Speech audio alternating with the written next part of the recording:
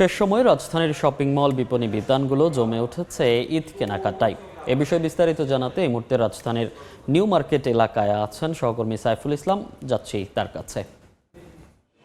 সাইফুল, ঈদের বাকি আর অল্প সময়, এই মুহূর্তে কিন্তু আসলে আমরা দেখতে পেয়েছি যে রাজধানীর বড় বড় শপিং মলগুলো যেভাবে জমে উঠেছে, এর সাথে কিন্তু জমে উঠেছে ফুটপাতগুলিও। যেমন দামের যে উত্তাপ বড় বড় শপিং মলগুলিতে আমরা দেখতে পেয়েছি, সেখানে ফুটপাতগুলিতে কিন্তু আসলে দামের উত্তাপ তেমনটা না ছড়ালেও কিছুটা গ্রাহকরা বলছেন যে কিছুটা স্বস্তি আছে তাদের মধ্যে।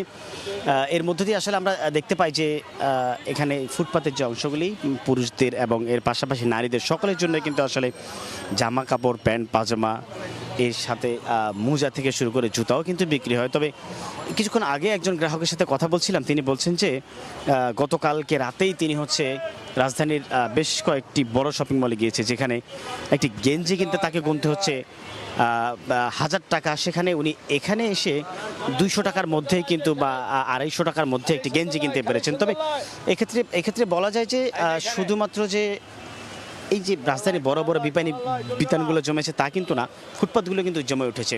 এর মধ্য দিয়ে আসলে সকলেই কিন্তু তাদের যে পছন্দের পণ্যটি সেটি কেনার কিন্তু চেষ্টা করছেন। এ ছিল আমার কাছ থেকে রাজধানীর নিউ মার্কেটের শপিংয়ের সর্বশেষ খবর। ঈদ কেনাকাটার সবশেষ জানতে সরাসরি যুক্ত ছিলাম রাজধানীর নিউ মার্কেট থেকে।